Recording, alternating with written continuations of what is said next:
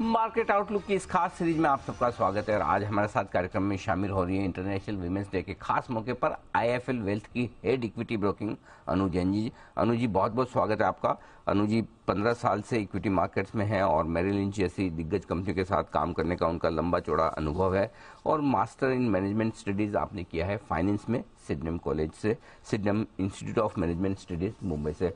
बहुत बहुत स्वागत है अनु जी। सबसे पहले तो आपको बहुत बहुत शुभकामनाएं और बधाई अंतर्राष्ट्रीय महिला दिवस की।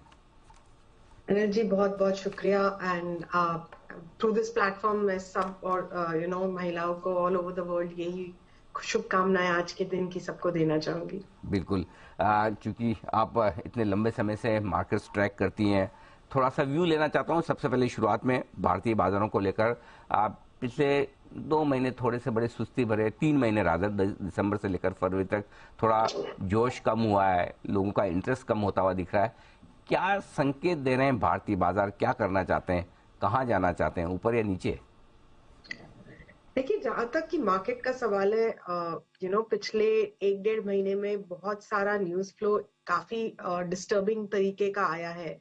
आप अगर मॉनसून्स पे देखें तो एक क्वेश्चन मार्क आया है। आप अगर रेट्स, जो पहले इन्फ्लेशन का ये था कि यूएस 6% पे रुक जाएगा, वो आपका पिछले 1 महीने में वो भी एक तरीके से क्वेश्चन मार्क हुआ है। जो कल फेड की कमेंट्री है, तो मेरे ख्याल से जिस तरीके से आपने 17,200-300 के लेवल को डिफेंड किया है पिछले एक हफ्ते पहले, और आप आज भी जब पूरा वर्ल्ड मार्केट्स नेगेटिव है, यूएस खुद 1% डाउन बंद हुआ है, आप जिस तरीके से एक फ्लैटिश मूव पे हैं, आपका आउट परफॉर्मेंस काफी जिस तरीके से चलेगा, यू विल आउट परफॉर्म।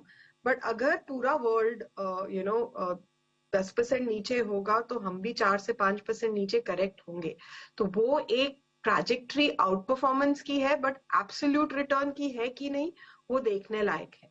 तो वो मेरे ख्याल से मोर और लेस 22 तारीख को, 21-22 तारीख को जब फेड एक्चुअल डिसीजन लेगा कि वो जो कल जिस तरीके से सुपर हॉकिश बोल रहे हैं, अगर वो 25 बिप्स ही रेस करते हैं तो आई थिंक वर्ल्ड ओवर एक रिलीफ रैली आएगी, और अगर वो एक्चुअली 50 बिप करते हैं तो वो एक फर्क बोलने में और करने में जो आना है वो 22 तारीख के आसपास पता चलेगा, और क्लियर ट्रैजेक्टरी मार्केट्स की, ना सिर्फ इंडिया की बट काफी वर्ल्ड मार्केट्स की, तब डिसाइड होगी।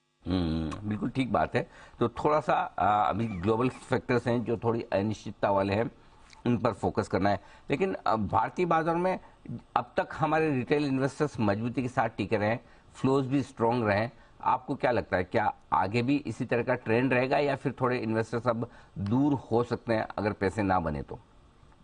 नहीं, मेरे ख्याल से काफी कुछ पैसा निकल चुका है, एंड अगर आप एफआईएस की भी देखें तो काफी सेलिंग हो चुकी है।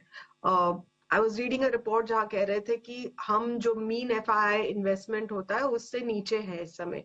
तो अगर रिटर्न टू मीन ट्रेड अगर एफआईआई फ्लोज में भी होता है तो वो एक इंडिया पॉजिटिव होगा। ना केवल दैट, जो हमारे एसआईपीस है वो कंटिन्यू करेंगे। आई डोंट थिंक जिस तरीके से लोगों ने कोविड में देखा है, हम जिस तरीके से बाउंस बैक किए हैं, और अगर रेट्स की वजह से एक अनसर्टेनिटी आती है, ये अनसर्टेनिटी एक 3 से 6 महीने की रहेगी, एंड लोगों ने पूरे कोविड के 2 साल देखे हुए हैं। तो वो जो एक पर्सपेक्टिव है रिटेल निवेशक का और उसके एसआईपीस का, वो काफी बदल चुका है। तो मेरे ख्याल से कहीं से भी आपके एसआईपीस बंद नहीं होंगे।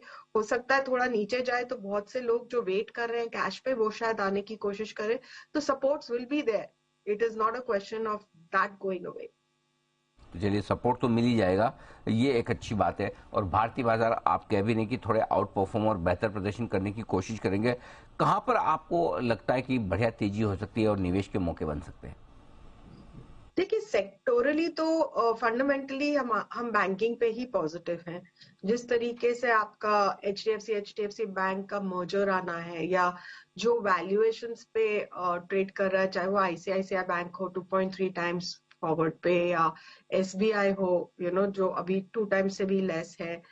आई थिंक या फॉर इवन द एनबीएफसी, अगर आप बजाज फाइनेंस देखें, in terms of price to earnings it's about 26 times. तो ये सब ट्रेड कर रहे हैं एट वैल्यूएशंस जहां पे री रेटिंग कभी भी हो सकती है। हम पिछले 1 साल से पॉजिटिव हैं, ऐसा नहीं है कि हम करंटली हुए हैं। पोर्टफोलियो में भी हमारा एक ओवरवेट पोजीशन है। वैसे भी निफ्टी पे ये एक ओवरवेट सेक्टर है, बट आई थिंक बैंकिंग अगर जिस तरीके से चला तो मार्केट को एक बहुत स्ट्रॉन्ग बेस मिल जाएगा आगे बढ़ने के लिए। ओके, तो बैंक्स पर पॉजिटिव, कुछ ऐसे सेक्टर्स या कुछ ऐसी थीम्स है जहां थोड़ा सावधान रहना है ग्लोबल मार्केट्स को देखते हुए, या वहां पर अपना निवेश ना करें या कम करें? ओवरऑल तो जिस तरीके से हमने पिछली बार देखा है कि जो टेक नेम्स हैं, in the sense not just are tech services company but the new tech companies, जो ऑनलाइन पोर्टल रिलेटेड कंपनीज हैं, वो वहां पे बाय चांस अगर समझिए कि द होल पॉइंट इज, जो आज 2-3 ब्रोकरेज रिपोर्ट्स आई हैं यूएस के बारे में, वो एक यूएस गवर्नमेंट को और एक यूएस फेड को ये एक चेतावनी दे रही है कि अगर आपने रेट हाइक बंद नहीं किए तो आप एक हार्ड लैंडिंग पे जाएंगे और उससे काफी बिजनेस में इम्पैक्ट पड़ेगा, रिसेशनरी फेज से निकलने में टाइम लगेगा।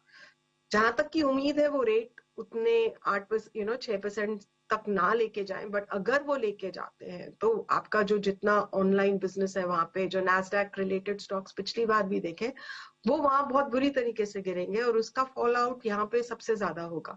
तो चाहे वो गिर चुके हैं काफी कुछ, but second round which could be steeper could come in again on that side. Okay, perfect. तो ये है आपके लिए न्यू एज टेक कंपनियों पर थोड़ा आगे दबाव रह सकता है, इनमें रखें सावधानी। अनुज जी, बहुत बहुत धन्यवाद हमें समय देने के लिए और इस खास मौके पर हमारे दर्शकों से बात करने के लिए। Thank you so much. Thank you Anuj. बहुत बहुत धन्यवाद।